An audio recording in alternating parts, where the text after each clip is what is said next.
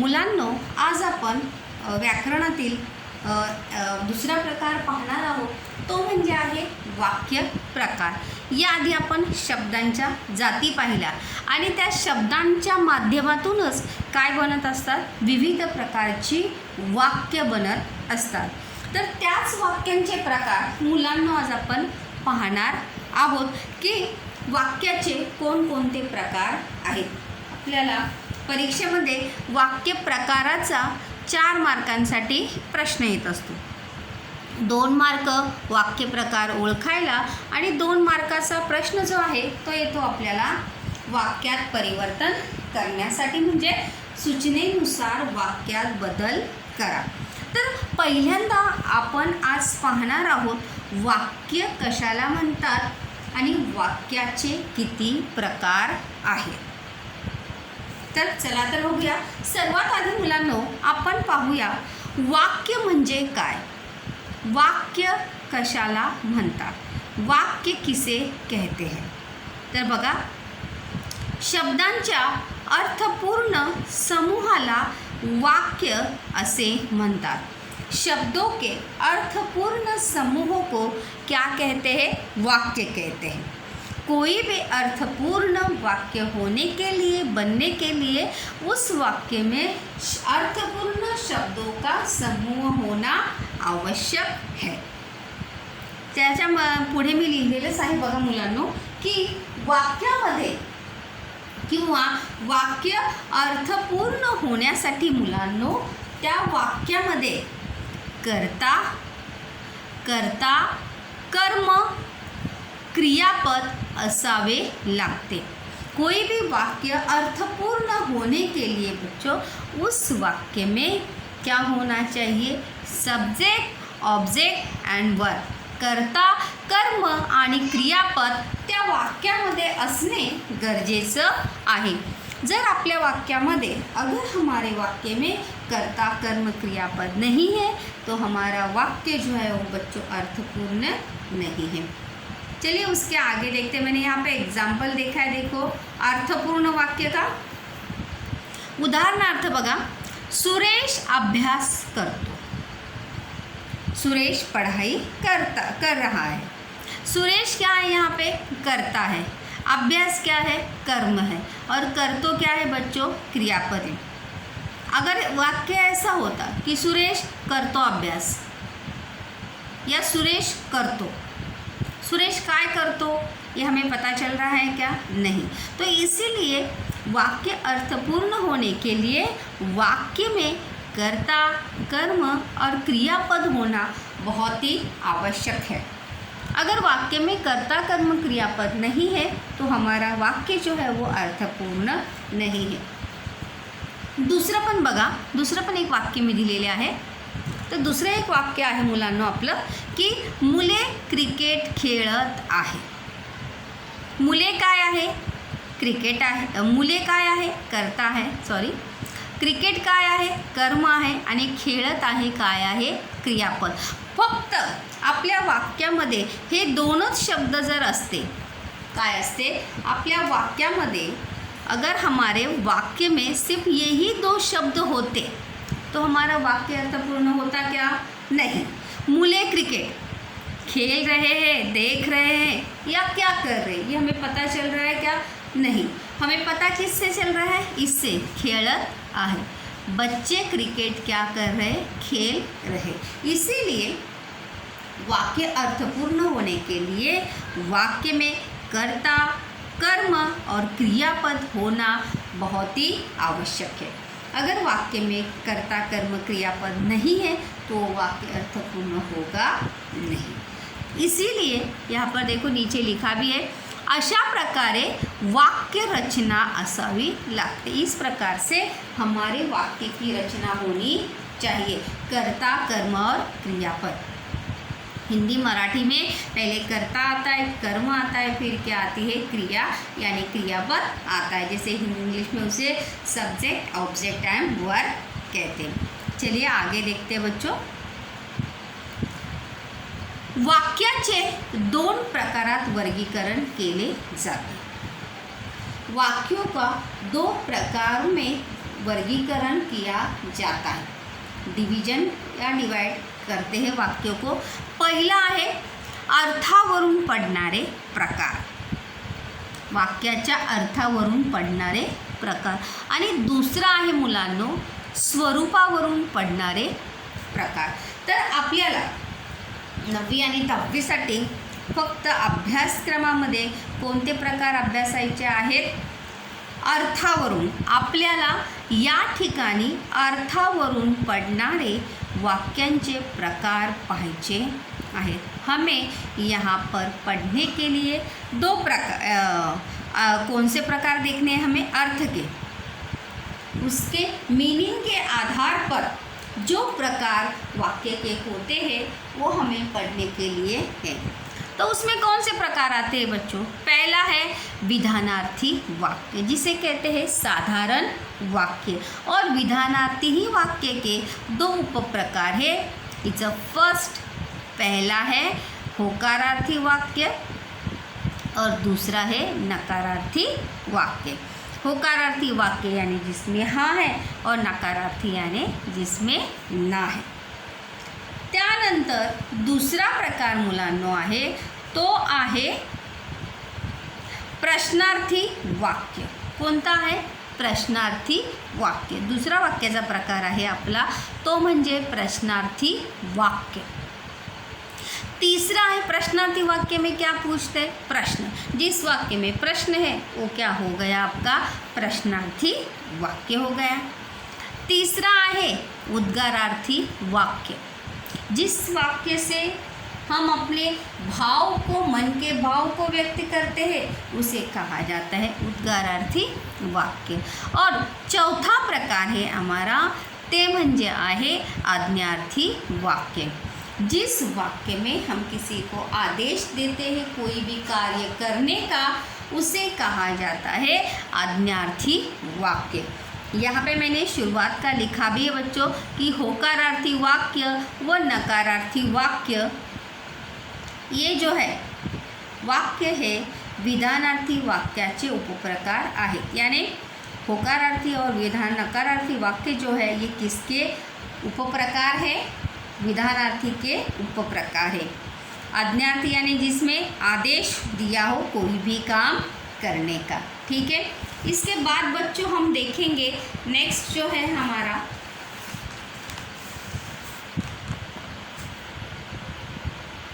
सबसे पहले हम देखने वाले हैं आज पहला प्रकार हम देखेंगे वो है विधानार्थी वाक्य। कौन सा देखने वाले हैं? विधानार्थी वाक्य। उसकी परिभाषा देखिए, ज्या वाक्यात काय आहे? ज्या वाक्यात केवळ विधान केलेले असते, ज्या वाक्यात केवळ विधान केलेले असते त्या वाक्यांना विधानार्थी वाक्य असे म्हणतात। मतलब जिस वाक्य में सिर्फ विधान किया होता है, मतलब हमारा बोला गया हुआ हर एक वाक्य बच्चों विधानार्थी वाक्य कहलाता है। या हमारा बोला गया हर एक वाक्य जो है वो कौन सा वाक्य रहता है? विधानार्थी वाक्य रहता है।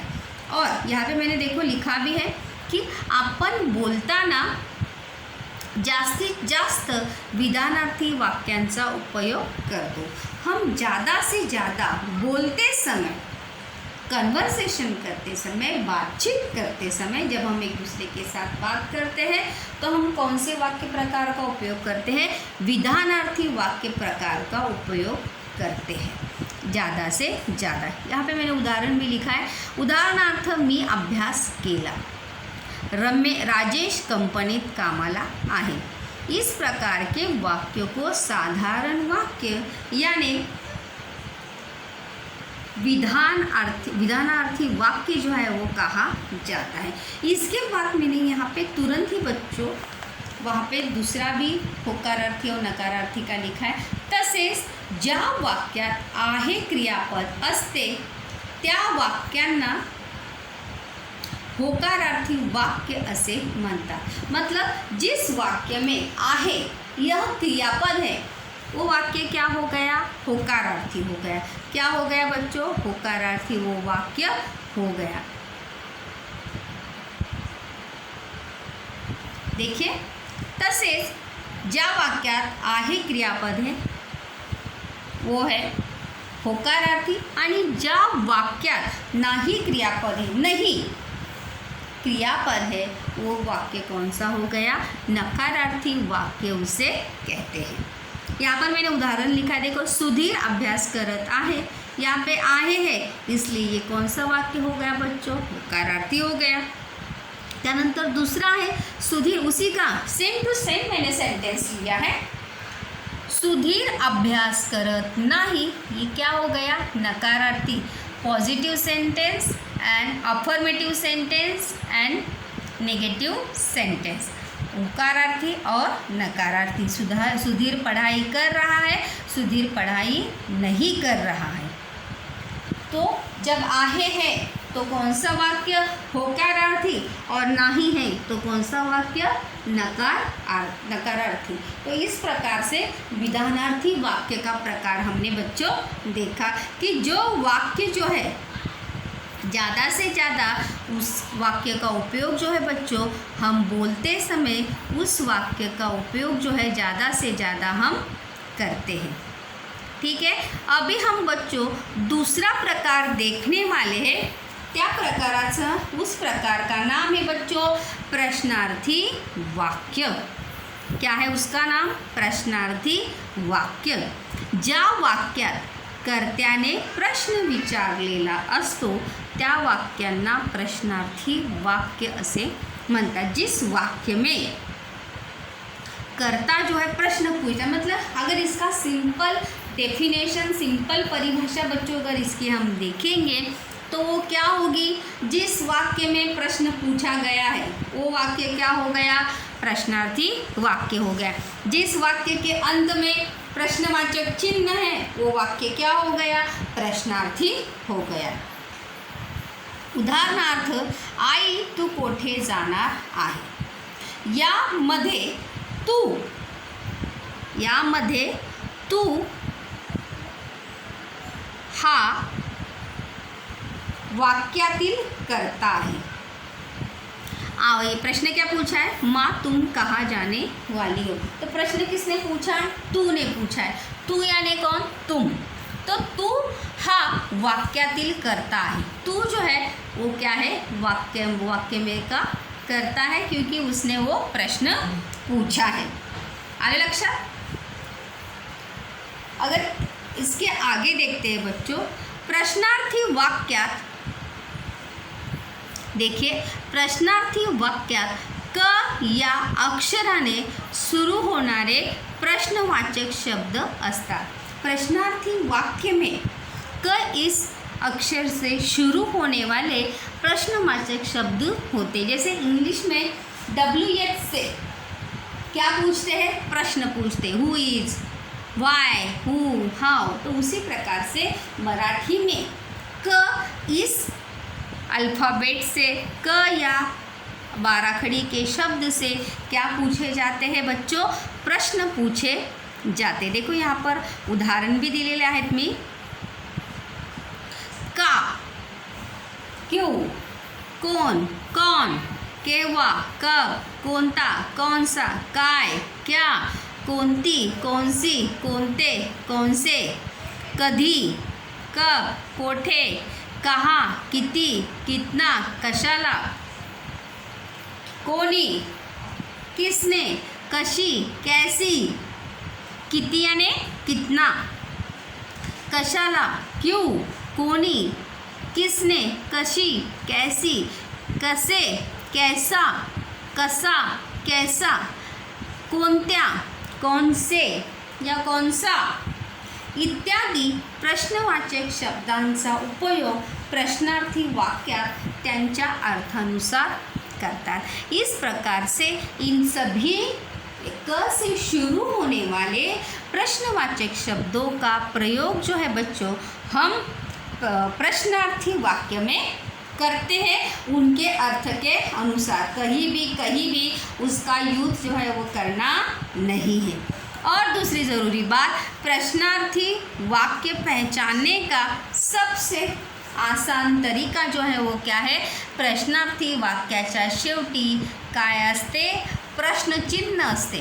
क्या होता है प्रश्नार्थी वाक्य के अंत में? प्रश्न चिन्ह यानी क्वेश्चन मार्क जो है बच्चों वहाँ पर अंत में होता है, वाक्य के अंत में। ठीक है, तो यहाँ तक हमने 2 प्रकार आपण पाहिलेले आहेत। एक आहे विधानार्थी और दूसरा जो है वो कौन सा प्रकार हमने देखा है? प्रश्नार्थी। कौन सा देखा है? प्रश्नार्थी प्रकार जो है वो बच्चों हमने देखा है। त्यानंतर तिसरा प्रकार आपण पाहणार आहोत, तो आहे उद्गारार्थी, जिसे कहते हैं एक्सक्लेमेटरी सेंटेंस, विस्मयादिबोधक वाक्य। देखिए परिभाषा, ज्या वाक्यामध्ये कर्त्याने आपल्या मनात निर्माण झालेल्या भावना व्यक्त करतो त्या वाक्याला उद्गारार्थी वाक्य असे म्हणतात। जिस वाक्य में कर्ता यानी कोई भी व्यक्ति जो है अपने मन के भाव को जिस वाक्य के द्वारा, जिस शब्द के द्वारा व्यक्त करता है उस वाक्य को कहा जाता है उद्गारार्थी वाक्य। क्या कहते हैं उसे? उद्गारार्थी वाक्य।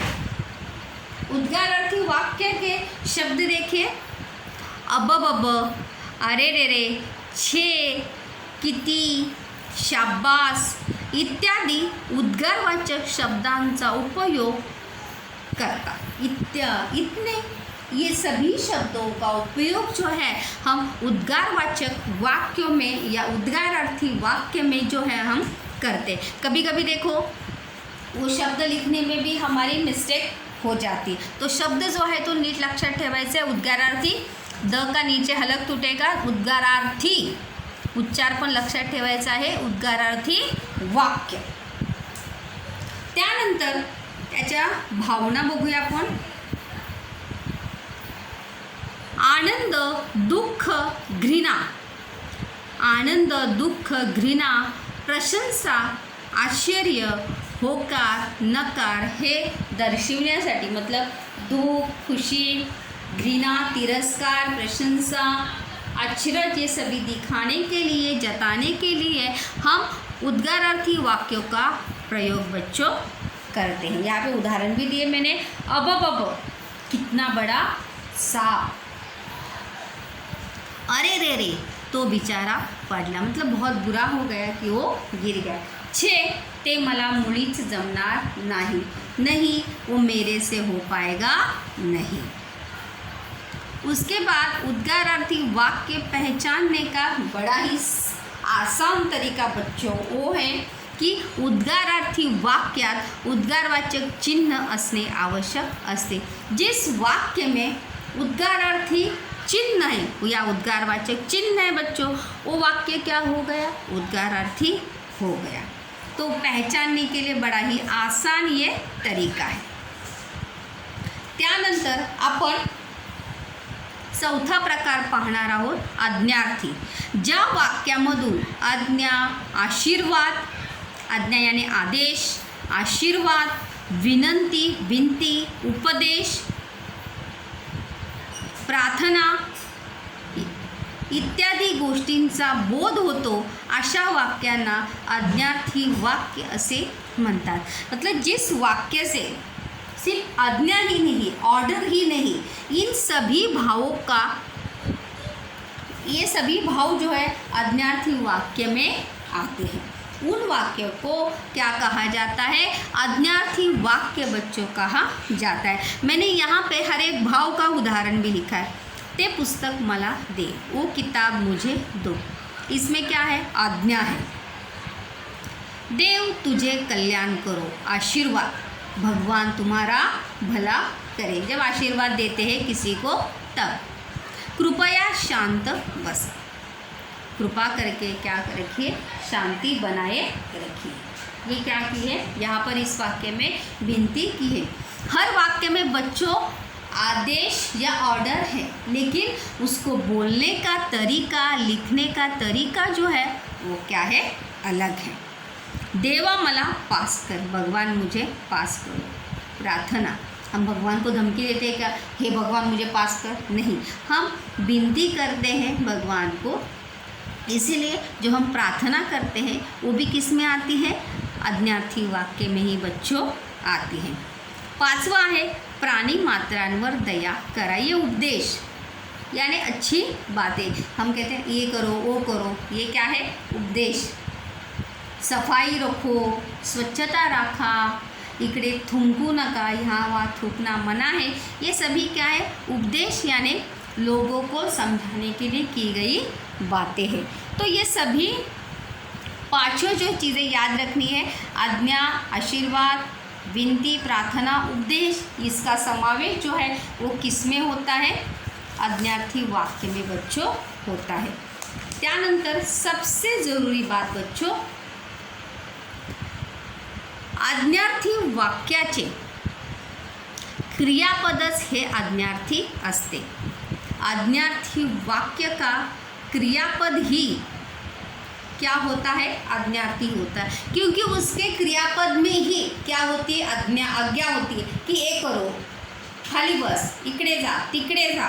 तो इसीलिए क्रियापदातच काहीतरी करण्याची काय असते, सूचना असते। उस क्रियापद में ही हमें कुछ करने का आदेश दिया होता है। यहाँ पर अगर देखेंगे तो आज्ञार्थी वाक्यातील क्रियापदे ही एकवचनी व अनेकवचनी असतात, दोन्ही रूपात असतात। एक वचन यानी एक व्यक्ति के लिए, अनेक वचन यानी बहुत सारे लोगों के लिए। दे द्या, कर करा, घे घ्या, जेव जेवा, ठेव ठेवा, भर भरा, सांग सांगा, वाच वाचा, खेल खेला, ऐसे बहुत सारे क्रियापद जो हैं वो किस में होते हैं, आज्ञार्थी में होते हैं, जिसका प्रयोग हम आज्ञार्थी वाक्यों में करते हैं। इसीलिए कहा जाता है कि आज्ञार्थी वाक्य को कशाने ओळखायचा है, उसे कैसे पहचाना जाए, उसके क्रियापद से बच्चों उसको पहचानना है। जैसे बच्चों पढ़ाई करो, करो से हमें क्या पता चलता है, आदेश कि तुम्हें ये करना है। ते पुस्तक मला दे, दे यानी देने की आज्ञा की है। झाडांना पानी घाल, तो वहाँ पर क्या की गई है, आज्ञा वहाँ पर की गई है, इसीलिए वो क्या हो गया, आज्ञार्थी वाक्य हो गया। तो थोड़ा सारांश देखते हैं फिर से एक बार। इत्यादी अशा प्रकारे वाक्याच्या अर्थानुसार व वचनानुसार क्रियापदाचा उपयोग वाक्यात करावा। जैसे मैंने कहा, एक व्यक्ति है तो एक वचन वाला क्रियापद, और बहुत सारे लोग हैं तो अनेक वचन वाला क्रियापद। फिर से विधानार्थी वाक्य यानी ज्यात केवळ विधान केलेले असते, जिसमें सिर्फ विधान किया होता है। बात करने के लिए बच्चों हम ज़्यादा से ज़्यादा हम किसका यूज़ करते हैं, विधानार्थी वाक्याचा उपयोग आपण मुलांनो करत असतो जास्तीत जास्त। प्रश्नार्थी वाक्य, ज्यात प्रश्न विचारला जातो, जिसमें प्रश्न पूछा जाता है बच्चों, उसे कहते हैं प्रश्नार्थी वाक्य। कौन, कोठे, किती, कधी। उद्गारार्थी वाक्य, ज्यातून आपण आपल्या भावना व्यक्त करत असो, जिस वाक्य से हम अपनी भावनाओं को व्यक्त करते हैं, आनंद, दुख, तिरस्कार, क्लेश, यातना, प्रशंसा, अचरज, ये सभी भावनाएं जो है हम उद्गारार्थी वाक्य से व्यक्त करते। त्यानंतर आहे सर्वात लास्ट आज्ञार्थी, ज्या वाक्यातील क्रियापद आज्ञार्थी असते, जिसमें आज्ञा दी होती है, कुछ काम करने के लिए कहा जाता है, उसे क्या कहते हैं, आज्ञार्थी। होकारार्थी, ज्या वाक्यात आहे क्रियापद है वो आहे होकारार्थी। वैसे होकारार्थी और नकारार्थी पहचानने को बच्चों कभी भी आता नहीं है, ये 4 पहचानने के लिए आते हैं। विधानार्थी, प्रश्नार्थी, उद्गारार्थी आणि आज्ञार्थी वाक्य जो है ये पहचानने के लिए आते हैं कि जिस वाक्य में आहे क्रियापद है वो होकारार्थी, और जिस वाक्य में नाही क्रियापद है वो है नकारार्थी वाक्य। तर अशा प्रकारे आपण आज वाक्याचे अर्थावरून पडणारे प्रकार जे आहेत ते मुलांना आपण आज पाहिलेले आहेत. 4 प्रकार आपण वाक्यांचे इथे आज पाहिलेले आहेत. विधानार्थी वाक्य, प्रश्नार्थी वाक्य, उद्गारार्थी वाक्य आणि आज्ञार्थी वाक्य.